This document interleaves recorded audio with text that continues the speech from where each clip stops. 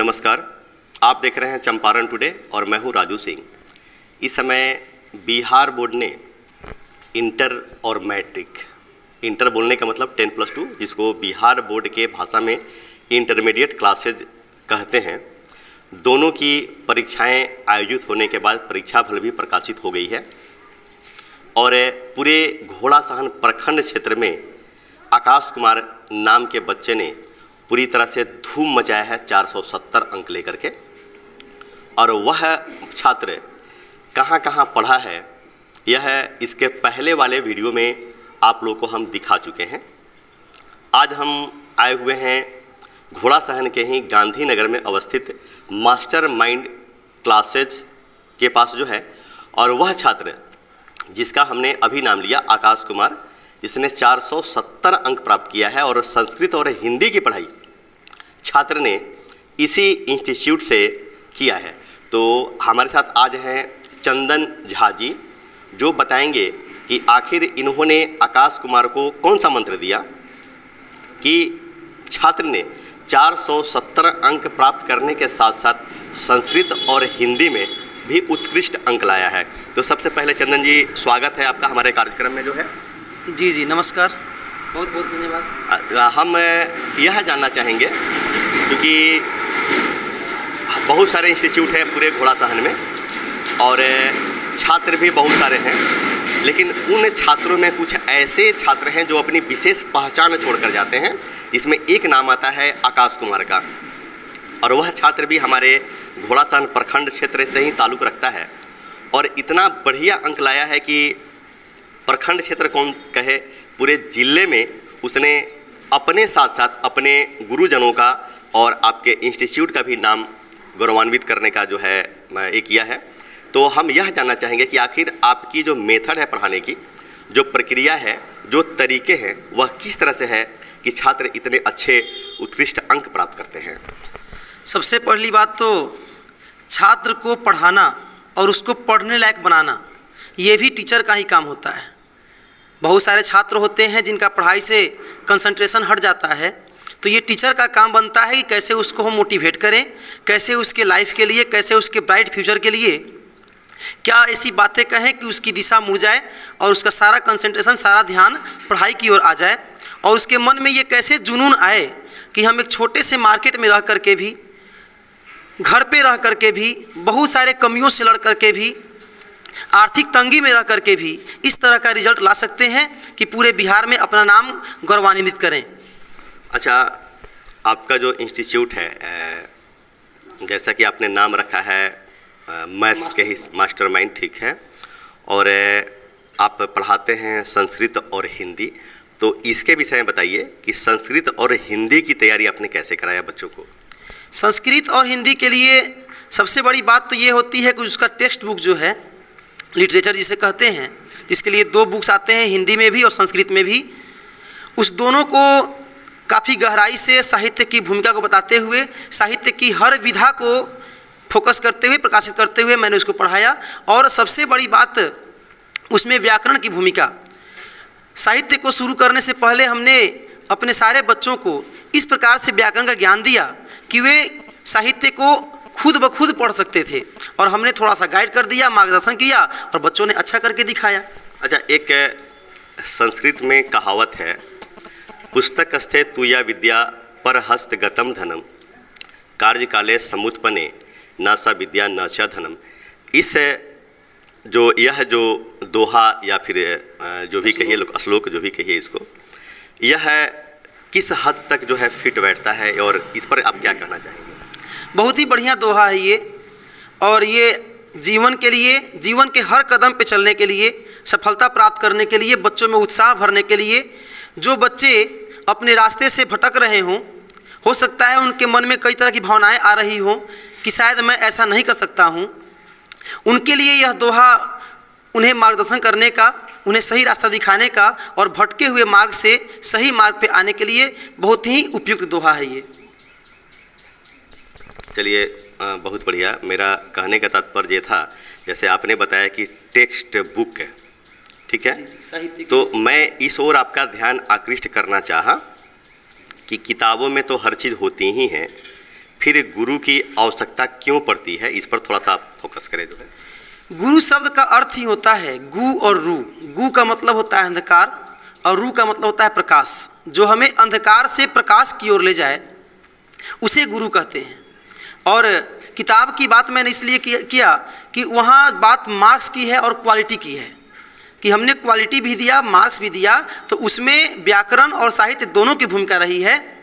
और ऐसे भी कहा गया है या गुरु पुस्तके विद्या सा मूढ़ा प्रकाश्यते, कि जो विद्या गुरु के पास हो या पुस्तकों में हो उसे मूर्ख ही प्रकाशित करते हैं, जब तक कि वह विद्या गुरु के माध्यम से या पुस्तक के माध्यम से उसकी ना हो जाए तब तक उसको प्रकाशित करना ये विद्वानों का कार्य नहीं है।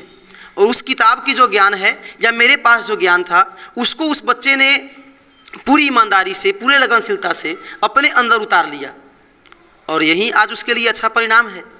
अच्छा, एक चीज़ और आता है, चूँकि आप एक शिक्षक हैं तो आगे भी एग्ज़ाम्स होंगे 10th क्लास के, इंटर क्लास के, तो एक सजेशन हमारे चैनल के माध्यम से हम छात्रों को देना चाहेंगे कि आखिर छात्र हिंदी और संस्कृत, विशेषकर आपसे हिंदी संस्कृत पर ही बात करेंगे, किस तरह से अध्ययन करें और कितना समय अध्ययन करें, और अध्ययन करने के लिए सबसे उपयुक्त जो समय होता है वो कौन सा होता है?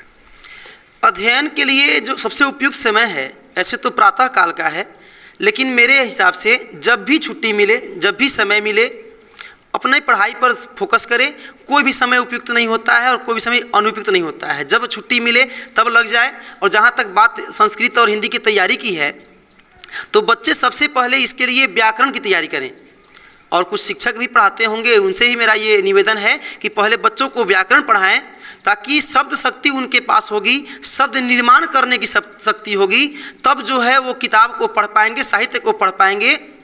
और व्याकरण का ज्ञान इतना विस्तृत रूप से दिया जाए कि वे मैट्रिक करें, इंटर करें, उसके बाद जब किसी कंपटीशन में बैठें तो वहाँ भी जैसे स्टेट लेवल के जो एग्ज़ाम्स होते हैं वहाँ हिंदी व्याकरण से काफ़ी प्रश्न होते हैं, तो वहाँ भी उनको फ़ायदे मिले। इस तरह की तैयारी की जाए तो पहले व्याकरण को फोकस किया जाए, उसके बाद किताब को फोकस किया जाए। अच्छा, आपने व्याकरण की बात कही है, तो जैसा कि हमने देखा है संस्कृत में व्याकरण तो खैर हर चीज़ में जो है ज़रूरी है, लेकिन संस्कृत में व्याकरण का कौन सा भाग है जो सबसे ज़रूरी है? संस्कृत का हर भाग जरूरी है।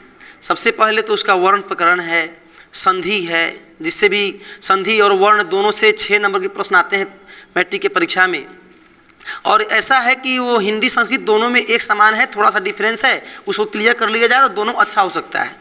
उसके बाद धातु प्रकरण है, शब्द विचार है, शब्द रूप है, लकार है, कारक प्रत्यय, और सबसे बड़ी बात की अनुच्छेद, लेख, गद्यांश, पत्र, इन चीज़ों पर भी ध्यान दिया जाए तो काफ़ी नंबर आ सकते हैं। और उनके लिखने की कला, बोलने की कला और बात करने की कला सब में निखार आएगा।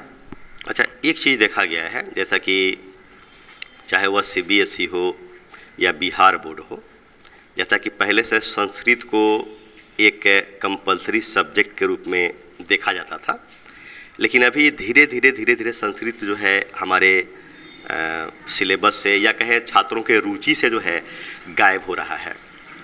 तो ऐसा क्या करे छात्र की संस्कृत पढ़ने में छात्रों की रुचि जो है बढ़े? संस्कृत का गायब होना हमारे देश के लिए बहुत दुर्भाग्य की बात है। ये समझिए कि हमारी संस्कृति, संस्कार, सभ्यता सब नष्ट हो जाएगी अगर संस्कृत न रहे तो। दुर्भाग्यपूर्ण बात है कि हम लोग किसी फॉरेनर को फॉलो करते हैं, अंग्रेजी भाषा को फॉलो करते हैं, जबकि संस्कृत देवताओं की भाषा है, देववाणी है, सभी भाषाओं की जननी है। अगर हम इसको प्रकाशित नहीं करेंगे तो फिर कौन करेगा? कुछ ऐसा होता कि ये संस्कृत और हिंदी पूरे विश्व के लोग पढ़ते, सब हमसे सीखते, हमारे संस्कारों को सीखते, हमारे सभ्यता से वाकिफ़ होते तो कितना अच्छा होता। लेकिन ये दुर्भाग्य की बात है। हालांकि अभी समय बदल रहा है और लोगों का ध्यान इसी तरफ आकर्षित हो रहा है। ज़रूरत है सरकार को, लोगों को हर इकाई से इसको बढ़ावा देने की, इस पर ध्यान देने की ज़रूरत है, इसमें रुचि लेने की ज़रूरत है। चलिए, बहुत बहुत धन्यवाद। एक आखिरी सवाल आपसे हम करेंगे, क्योंकि बहुत सारे छात्र हैं आपके इंस्टीट्यूट में, आने वाले भी होंगे, आएंगे भी, अगली एग्ज़ाम भी जो है हमको लगता है तैयारी अभी से ही ज़ोरों शोरों से बच्चे जो है करना शुरू कर देते हैं। तो आने वाले छात्रों के लिए आप क्या संदेश देना चाहेंगे, उनकी तैयारी कैसे हो ताकि अगली बार आकाश कुमार का रिकॉर्ड तोड़कर 470 अंक से भी बेहतर अंक लाएं? इसके लिए क्या सजेशन देंगे छात्रों को, कैसे पढ़ाई करें, इस पर क्या कहेंगे? आकाश कुमार से जो है यहाँ के बच्चों को बहुत ही प्रेरणा मिलेगी, मनोबल बढ़ेगा।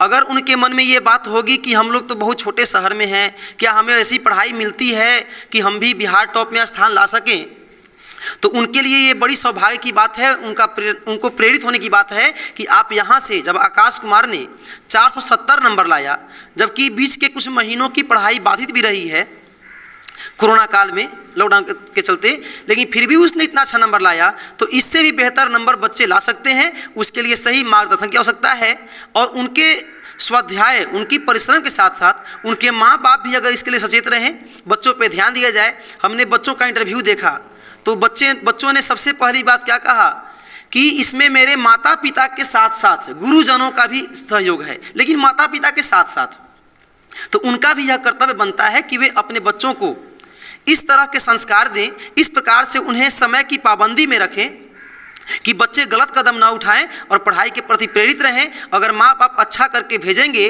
तो हमारे पास जब आएंगे तो हम भी उनको इस तरह से उत्साह बढ़ाएंगे, उनको ऐसी पढ़ाई देंगे, ऐसा रास्ता दिखाएंगे कि वे आकाश कुमार से और आनंद कुमार जिसने संस्कृत विषय में 98 नंबर लाया, और जहाँ तक मेरी जानकारी है, और जानकारी सही है गलत, कि 98 से ज़्यादा बिहार में इस बार संस्कृत में नंबर नहीं है, तो इससे भी बेहतर बच्चे कर सकते हैं। उम्मीद करते हैं कि अगली बार 100 में 100 नंबर आए, हिंदी में भी संस्कृत में भी बच्चे लाएं और 470 ही नहीं, बिहार में टॉप रैंक में आए, टॉप 10 में आए, टॉप फर्स्ट में आए।